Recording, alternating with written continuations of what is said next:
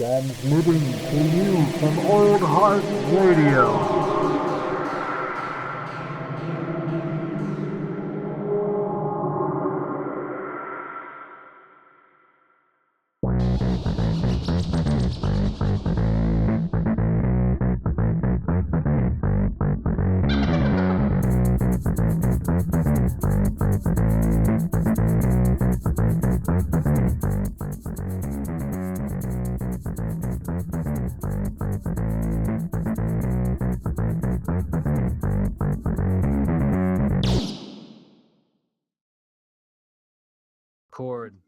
Yo, what it is. Here it is. I swear to God, this is not a lost episode. This is a regular episode. Last week we recorded, but fell through the cracks of our potentially crumbling democracy. You know, I guess that's it, right? You step on a crack and you lose a podcast. So, either way, this is Matinee Edition. Ooh, yeah. This is the most emotionally exhausted episode of Matinee Edition. But don't worry, I'm still drinking coffee, dear listener. There and it does have that delicious oat milk in there. There it is. Now, let's be that first podcast to ever be sponsored by an oat milk company. The oat is flowing. Just give it to us, Oatly. We're waking up early and milking the oats. Yeah, you have to. I read once that you have to do it before 3 a.m. You have to kind of do it somewhere right after the witching hour. So right after the witching hour. Yeah. That's how you get the juiciest milk out of the oats. Okay. Yeah. That's how it goes. I guess we would be remiss to not mention the outcome of the election. I mean, technically, it was entertainment. Okay, so I was watching news. Technically. I was watching news. They think things are wrong with our democracy, right? But I was watching the news for I felt like, I don't know, like 4 days, 72 hours at least straight. Dude, same. We even had it on at work, just turned down in the back. Really? Yeah. We were trying to we were trying to keep up on it. Obviously though, dear listener, you friendly hot dog, Joe Biden is clearly the president-elect of the United States of America. Thank God. Hallelujah. Oh God. I was worried that first night. I couldn't imagine what my reaction would have been if that was opposite, you know? Yeah. Did you see, I heard this morning that supposedly Jared Kushner and Melania Trump have gone to hopefully former President Donald Trump and told him to just concede the election. Yeah, I have seen that. I've heard our Old Heart and Space Twitter is pretty highly politicized sometimes, depending on where I'm at in the day. To anybody that saw that Instagram story that you had the other day about your tweet getting taken down and the account getting locked. Hey man, sometimes you shake a fist too hard. Who was that at? Mitch McConnell? Lindsey Graham, actually. According to Twitter, you were threatening physical harm. I said that Lindsey Graham should fall asshole first onto a jagged stick. And maybe I wrote "and die" after it, but whatever. The dude got reelected. He wins. Okay. Fuck, man. That fucking lizard is still in office, but Trump is leaving office, and that's great. Yeah, hopefully. If they're really organizing, they're really organizing him against against leaving office, holding press conferences at Four Seasons fucking landscaping between a sex shop and a crematorium. Dude, what kind of weird, depressing shit is that? Dude, Trevor Noah said it best. That's exactly where you'd expect to find Rudy Giuliani, between a crematorium and a sex shop. Absolutely. Oh my God. Yeah, they're all over the place, man. I think what Donald Trump is going to find is that more people, including probably a lot of his supporters, uphold the idea of peaceful transitions of power and things like that a little more than they uphold actually him. But that being said, that's an optimistic take on everything, and I feel like Donald Trump has surprised us time and time again with being outlandish in his behavior, and so who knows where his litigations will lead. Fascist. Yeah. I will say I will hold out hope because Absolutely. I think there are more people who are Republicans that are too scared to vote for Democrats that are willing to uphold the peaceful transition of power rather than I don't think every person who voted for Trump is a racist lunatic. That is a mirror image of Donald Trump. Otherwise, 47% of our country, like our nation would have been burned to the ground by now. Like I think there are enough semi-logical people to uphold that fundamental part of our democracy. Agreed. I think, like I said, I think you'll see that whether he really wants to admit it now or not, Donald Trump lost, and he's gonna probably crawl off and start that news network he wanted to do after, he thought he was gonna lose the first election, and go from there. I mean, like if he concedes, if he doesn't concede, all I know is that I would be down with watching him get dragged out of the White House. I think everybody in America would, including his supporters, just for the entertainment value. I think it would be pretty fucking funny. The most played YouTube video of all time. Right there. Dude, him putting up a fight, trying to get dragged out of the White House. He's held up in the Oval Office. He put a chair against the doorknob. Oh my God. Yeah. I mean, I saw one reporter put it best, in my opinion, and it was that a concession is not necessary for the transition of power. All that's necessary is that Joe Biden shows up to the inauguration and is sworn in. Yep. And once that happens, it's game over. And Trump can admit that or not and deal with it or not. But he's not constitutionally obligated to make a concession. He's not constitutionally obligated to help out the transition team. It's a formality. But if he doesn't, he's going to look like a whiny, rich dickbag. To a lot of us, he's already looked like that. Amen. Shall we get off the politics? Let's dust our... I do believe that everybody needs to use their platform to say something that they believe in. And absolutely. We check that box, but I will say this is the 1 week where I just think people might have had enough. I agree. It's this is the time when entertainment and the things that we kind of ingest otherwise in terms of entertainment really help us kind of get through. I will say quickly before we hop off this subject, take the time, rest and refresh, recharge yourselves, but then when you're back ready to go, advocacy starts again because there are still big issues. It's not all going to be fixed overnight. Hell no. Good. That's a good way of putting it. I agree. So on the note of escapism, my new Xbox showed up. I am so fucking excited. Nice. To not talk to you and go and play fucking Destiny or Assassin's Creed. I was going to ask, what is the first game you're going to play? I'm probably going to play Destiny just because a lot of that game is time sensitive. And the game, it's interesting. The game world in that game moves in relative time with the real world. So you actually risk missing out on one-time events. They usually slate them pretty far in advance, but today was the launch day of the new expansion. I want to give it a try because they re-optimized the game for the new consoles.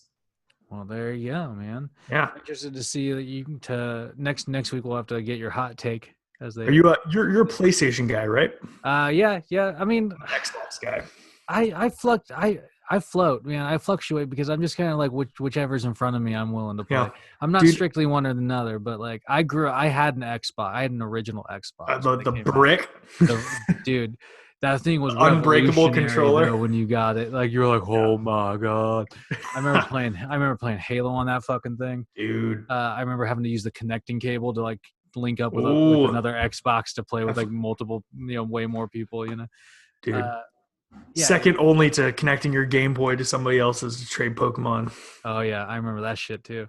But yeah, I have a PlayStation currently, PS4. I don't know if we're gonna get if we're gonna re-up real quick or not. But dude, I think that's the one thing. I I play Xbox because I enjoy Halo and I like some of the first party stuff. I never was a big like God of War guy, so I'm not down for like the PlayStation. Everybody loves Last of Us. I don't care enough to buy a PlayStation to just play Last of Us. But fuck, dude, Spider-Man looks so good, and the Miles Morales Spider-Man game that's about to come out looks fucking phenomenal. Yeah, well, I mean, because they had such a great foundation to build on with like after the success of Spider-Man. Yeah, like they were like, oh shit, this fucking works. Let's just like really make a Let's dope run Miles with it. Morales game. Yeah, so it is. It's kind of exciting to see that stuff. I'm not like the biggest gamer. You probably know that about me, but like I recently got like Tony Hawk, the reimagined Tony Hawk 1 and 2. So I've been slaying that. And I don't normally like, I don't know, it's like I have to be in a very particular state of mind to like want to like sit down and play a game. Yeah, and dude, I don't know, for me it's just something I've enjoyed, and it's like in a lot of cases over watching a movie. Like if I could just chill out, I know a lot of people will sit down and just be like, I'm gonna watch like The Office or something. Like my parents were like, you spend so much time fucking playing games, and I was like, you guys spend so much time watching the news and like watching Netflix. I'm just doing something slightly more interactive. Well, totally. It's just like I was kind of saying earlier, it's just like a different, you're just ingesting different entertainment. Yeah, and it's a different angle as well to it. Yeah, well, exactly. And there's more interaction in video games. I won't say people get like, I won't say that like one's better than the other. I mean, no, like they're not comparable to each other. I know it's impossible, and it's weird how like specifically video games and like media in general has gone this bad rap, specifically from like the Fox News assholes that try to blame like GTA on every school shooting. Like that shit goes deep, dude. Dude, it's so fucking frustrating to me. Video game hate goes so deep, way back to like, the early like shooting games where people are like, "This is not good. This corrupting our youths." Dude, so I will recommend a podcast to the hot dogs out there. Play, Watch, Listen. It's a podcast where they have a video game voice actor, a YouTuber, a composer, and a game developer. Oh, cool. And the composer's done like movies, TV, games, all that. And they were talking about video games and just like media getting blamed for shit like that. And they're like, it goes back to like the comics code. Like that was the first instance of that. And it just evolved through it. And I was like, oh yeah, I guess that is like inherently tied together. Yeah. Yeah. That kind of fucking, I don't know, labeling shit, like telling you censorship shit is it's tied together with this like campaign of, I don't know, like deflecting. Yeah. And like that's what stokes the fire and enables those kind of things. Shit. That's why we have a rating system on fucking movies and shit. You know what I mean? Yeah. But I'm trying to think, there was some like earlier films that were like rated PG and just like Who Framed Roger Rabbit? Yeah, dude. Like that's what I mean. Like they use like the rating system. I mean, like it's weird, like seeing where it's like how it's changed and evolved to kind of like that, because you're just like, damn, dude, like this shit is not a G fucking movie. Like, yeah, Ice Age from when I was a kid was a G movie. Fucking Who Framed Roger Rabbit? No way. If you've ever read about Who Framed Roger Rabbit, that movie, I can't remember the name of the main actor, and that's on me, but he like lost his fucking marbles after making that movie. Oh yeah, I'd heard about that. Because he was just like constantly talking to like himself or like a fake dummy, or like or it was just weird. Like it was just the filming of that movie was so fucking bizarre sounding. Yeah, like, I don't know. Especially during that time, like that movie just like blew open the doors on CGI and animation being live action. If I'm recalling correctly, that was like probably held as like the pioneering movie for like live action mixed with CGI. Like, I think it's Tron. Like the hockey suits. What year did Tron come out again? Do you remember? I want to say like the late 70s. No. Dude, when did Tron come out? Tron was at least. I gotta look this up. Tron was at least an 80s movie. Well, I'm looking this up. When we hop on to our next topic. Yeah. Okay, so Mandalorian, right? The Mando is back in action. We talked about it last week on the Lost episode. Yeah, number he's 5. on his quest to bring the child or the kid or whatever the fuck you want to call him. 82. 82. I'm looking up Who Framed Roger Rabbit. Who Framed Roger Rabbit's next. But the Mando's back on his quest. In the first episode, 88. Okay. Oh wow. Tron got a beat. Yeah. But yeah. What was okay? So the creature. First episode was like a crate dragon. But it's not just a crate dragon. It's a greater crate dragon. When the greater crate dragon, you know that by the distinction of like it being able to projectile vomit. That that was fucking crazy acid stuff. Like, yeah, I was like, oh my god! Like, not only is this situation where this giant apex predator is like, you know, they're trying to blow it up with like a handful of bombs and some Tusken Raider blasters or whatever. Yeah. Which, you know, I mentioned it on the Lost episode, but side note, like that, like hearing him have like almost full conversations in that language was so crazy to me. Like, dude, it's so weird because in Star Wars, the Tuskens have always been just made out to be these crazy barbarians. Yeah, dude. Yeah, exactly. And so, like, I mean, but like, you know, it makes sense. Like, they have to communicate somehow with each other, and they have a dialect, and it's probably learnable. So, you know, it was just like, that was interesting. I did really appreciate that first episode because it gave depth to characters that we never had like seen depth in, especially in the Tuskens. Mm-hmm. But then also, I think I saw something about how that entire episode was essentially a short quest line from the Knights of the Old Republic. Oh, interesting. Okay. Yeah, where essentially like you're on in that game, you're on Tatooine, and there's a little town getting tormented by a crate dragon. So you team up with some Tusken Raiders and take it down. Oh wow! And I was like, that's pretty on the nose. And I remember when that game got decanonized when Disney bought Star Wars. Everybody was pissed because there's so many cool ideas. I remember looking online after watching cherry pick them.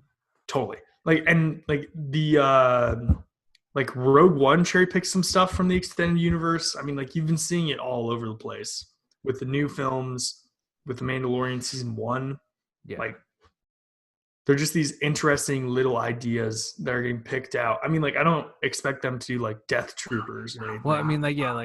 Oh, doggo angry. Yeah, I think my girlfriend's home. That must be that. Usually I'm also at the door barking, so. Good camaraderie with your animal. But okay, so the first episode, you definitely we'll give a quick recap of the couple. But the first episode, you see the Greater Crate Dragon, which is really fucking cool. But you also meet Timothy Oliphant's character, the Marshal of fucking Mos. What's the name of the place? Mos Pelgos. Mos Pelgo. One of those fucking something like that. But like the exciting thing about him, outside of being charismatic, is that being Timothy Oliphant, is that he has somehow come across Boba Fett's armor. Severely acid burned, but enough for me to go, holy fucking shit, when it panned over to him. Yeah, and the missile system still works. Like he uses the missile guidance system, which is fucking dope. Dude, I will say, only afterwards did I realize, Boba Fett's armor is really ill-fitting on him. Like, it was obvious from the get-go that this probably wasn't Boba Fett. Yeah, and that was the cool thing about the end of the episode once they kind of wrapped up the adventure, which was kind of both the episodes so far have been kind of creature of the week adventure sort of episodes, but at the end you get that snippet on episode 1 of actual Boba Fett. Yeah, which looks, dude, I'm so fucking excited. I'm so excited about that. Like, that was like the most exciting thing about that episode amongst other stuff. But it was just like played by the actor that played Jango Fett. And rumor has it, I read that they're actually beginning to film a like Boba Fett series. Interesting. Yeah, I hadn't heard anything when that about would take place. Same. I wonder if exactly. I have no idea where they'd fit it in, but they, I mean, because like this character looks obviously like some point after he escapes the Sarlacc pit. Yeah. He looks like a bit scarred up too. Yeah, he looks himself fucked up. So he's seen some shit, and maybe that's what it is. Maybe you see whatever happens to him after he gets ingested by the Sarlacc pit, and then like to the point where he's introduced in the Mandalorian. Dude, if there's gonna be a Boba Fett series, I would go with the angle of just making it really committing to like a bounty of the week style. Oh fuck yeah, dude! And doing it like pre-Empire. Like Boba Fett making his name. That would be really cool. That would be exciting. I feel like Star Wars has gotten so stuck up in this like, oh, we got to focus on one major storyline, the Skywalkers. Like, and I hope they don't go with that with like Mandalorian, where they're like, this is successful. Everything is now tangential to the Mandalorian.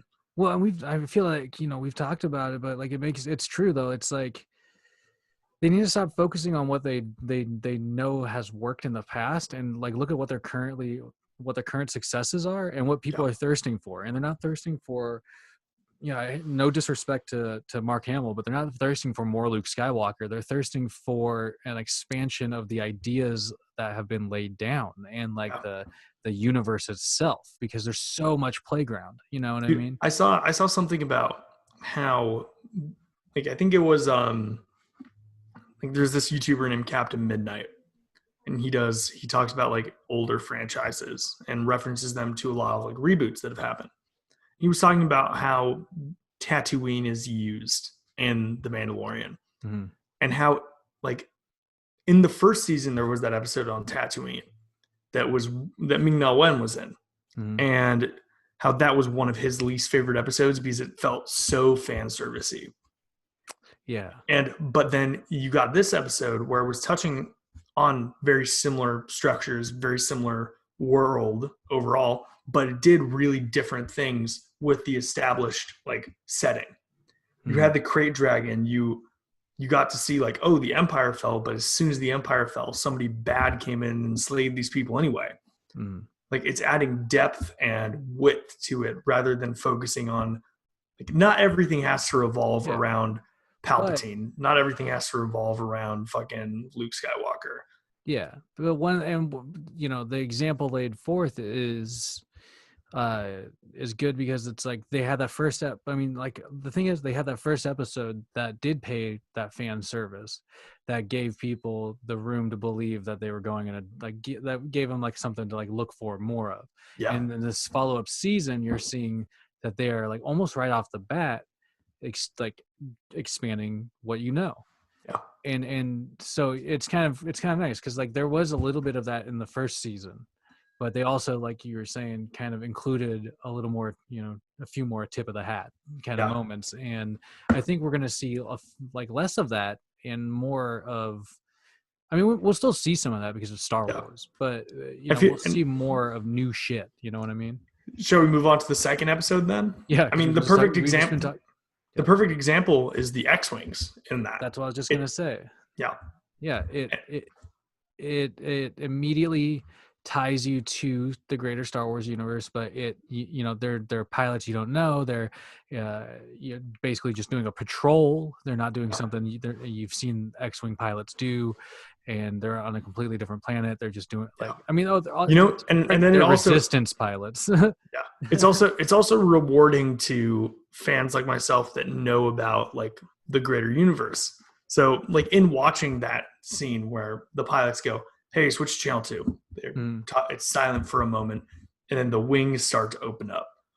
And I loved that, dude. I was watching it with my girlfriend, and when the wings opened up, I went, oh, and she was like, I was like, they're going into attack formation. Like, that's exactly it. The X-foils. Yeah. I was like, oh, like, shit. I was like, that's a little touch that makes it really satisfying to watch. Yeah, absolutely. And that's why, like, they just need to keep that path because In this episode, dude, like it was kind of interesting because they centered it mostly on an ice planet, which I don't know if this is the ice. Was this the ice planet from the trailers that you? Yes, yeah, it was. This was it. It was just kind of like interesting because like you also have this sort of reminder of Empire Strikes Back instantly with like the Hoth sequence and stuff. That is. I kept thinking of Empire Strikes Back when they land on the asteroid and they go into the creature's mouth. Just like there's this weird unsettling feeling that was eventually proved correct. Yeah. And I mean, there's a lot going on. There's like a lot of random shit happening. So Mando is taking a passenger. He knows something about other Mandalorians to it's like a frog lizard thing. Like a frog creature who's like taking its eggs to get fertilized. Yeah, and they're like the last eggs of her life cycle, so she's really hoping that it works out.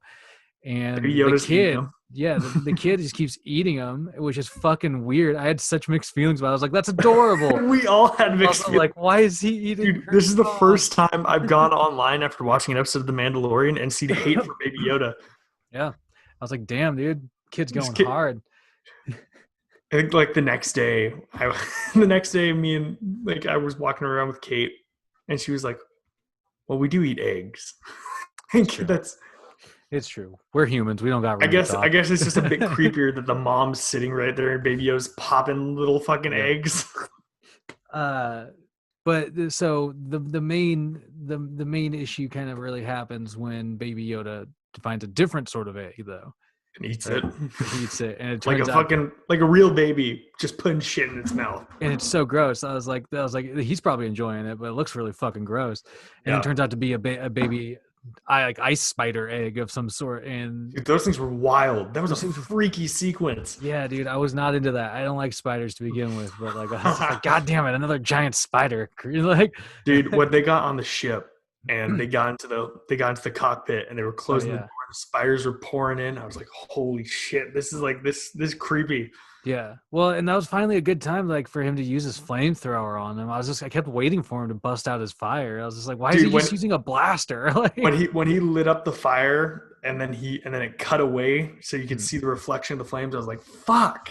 Yeah. They're not gonna give us the fire in this episode. I know. I was like, what the hell? But yeah, so that was wild. But what was cool was like the interaction, like the ice spiders and all that shit was really neat. But the cool thing was the interaction between the X-Wing pilots and the Mando. Fucking dicks. Like they save his ass, and then they run his, like they tell him they've ran his plates and stuff basically, and like they'll basically just like let him be if he doesn't collect his rewards or whatever. And so they literally wasn't like they'll let him be, but they won't even help him fix his ship. Well, but that was the thing. They didn't even mention anything about his ship, and then they just like don't even fucking offer to help him. They just leave him there to deal with it. Which is this is something we talked about on the last episode. Such a dick move. It's something we talked about in the last episode, but it's like there have to be, like when it came to was it Cassian Andor, the dude from Rogue One? Mm-hmm. He was talking about doing terrible things in the name of the rebellion. Yeah. I was like, well, yeah, like in this episode, it's like, yeah, there have to be some like assholes that were part of the rebellion or now the Republic. I mean, I wouldn't know if these guys were assholes necessarily though. Like they fucking left him there for sure, but like they also left like him there to die. But they also like, this is a dude who's like, the first thing they discovered about him was that he helped break a prisoner out of like a fucking resistance convoy. So they're like, we're not going to take you in as long as you just don't collect your reward. It was money. Like he broke one prisoner out and then left them 3 more. Fair enough. But I just thought it was, I mean, like, it was like it was like a funny dick move to me that like they just really like, figure out your shit. We're going to leave. But I kept thinking the actor that played one of the X-Wing pilots, his name, he was in Kim's Convenience. His name's Paul Sun Hyun. Yeah. I recognize that guy. I really kept waiting for it. I was really hoping that he would like at the very last minute be like, okay, see you. Because that's that's Mr. Kim's like famous line in Kim's Convenience. He's like, okay, I'll see you. a lot of fan casts I've seen have him playing Iroh in the Avatar live action series. I would love that. He'd be so perfect for that, dude. He No joke. That'd do you be notice who fucking the rad. other pilot was? No, I didn't. I was too It was stumbling. Dave Filoni. Oh, was it? Like the dude who is responsible for the Mandalorian and Yeah. the Clone Wars and all that. Basically, the dude responsible for any modern good Star Wars stuff. He took the prequels and was like, "There's cool ideas in this." Yeah, man. So looking forward to more of the Mandalorian. That's for sure. But Ahsoka will arrive at some point. She will in the form of Rosario Dawson with weird tentacle hair. I cannot wait. It'll be fucking dope. I hope she has her lightsabers and everything. I hope there's a dark saber fight. Did you watch any of Star Wars Rebels? I've only watched like the clips of the good shit. with Ahsoka? Yeah. She has the two white lightsabers? Yeah, because she's like, her character alone is worth exploring because she her character goes deeper into what the fucking Force and the Jedi are all about than any modern character that they already have. And so they might as fucking well. I guess Rebels really dealt a lot with like the in-between. Like it's not as polarized as everything makes it out to be. The real balance of the Force is where the Jedi and the Sith meet in the middle. And that's like Ahsoka's mantra. She's not a Jedi, she's not a Sith, but she's using the best of both sides. Yeah, as one should. As one should. But Mando aside, because we only have those 2 episodes, we're thirsting for more. What else we got on the? What else have we been consuming? WandaVision might get delayed, which it might be. Who knows? Yeah.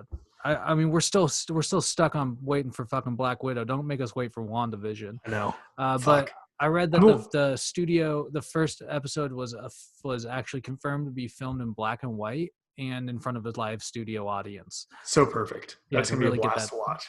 Really get that sitcom-y feel, I suppose.